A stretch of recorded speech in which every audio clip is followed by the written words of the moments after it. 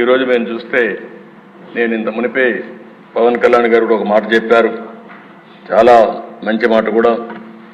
మనం ఎవ్వరం కూడా ఇక్కడ ఉండే ఎమ్మెల్యేలందరం కూడా గుర్తుపెట్టుకోవాల్సింది, ప్రజలు మనం ఇంత మురుమారిగా ఏదో పెత్తందారి వ్యవస్థ కాదు, మన ఇష్ట ప్రకారం మనం చేయడానికి.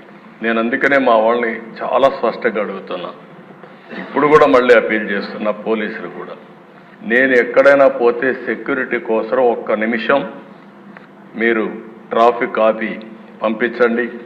ఒకవేళ కాదు అంటే నేను కూడా ఒక 5 నిమిషాలు లేట్ అయినా పర్వాలేదు, నేను ఉంటాను తప్ప ముఖ్యమంత్రి వచ్చాడని హంగామా చేసి మళ్ళా పరదాలు కట్టడం, చెట్లు నరికేయడం, ఎక్కడికక్కడ రెడ్ కార్పెట్లు వేయడం, ఇవి ఎక్కడా చేయొద్దని విజ్ఞప్తి చేస్తున్నా.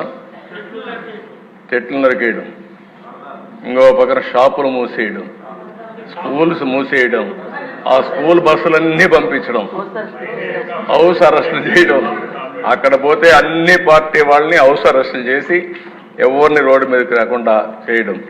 ఏం పర్వాలేదు, నా మీద ఒక రాయి వేసినా భరించడానికి సిద్ధంగా ఉన్నా. ఆ భరింపు ప్రజా తీర్పుకు, ప్రజా ఒక రివోల్ట్కి దోహదం చేసే విధంగా చేస్తాను తప్ప భయపడే పరిస్థితి ఉండదు. కాబట్టి ఎవ్వరు కూడా అలాంటి చేయొద్దని చెప్పి కోరుతున్నా. మా ఎమ్మెల్యే చెప్పిన దిశ అది ఏంటో ఆశ్చర్యం, నాకు అది అర్థం కాదు. ఎందుకు ఆ పైశాచిక ఆనందం కూడా నాకు అర్థం కాదు. హెలికాప్టర్ పైన పోతుంది, రోడ్డు అంతా బంద్, అంటే చెట్లు నరికేయడం, అంటే పైన పోయే హెలికాప్టర్ కూడా చెట్లు అడ్డం వచ్చాయి.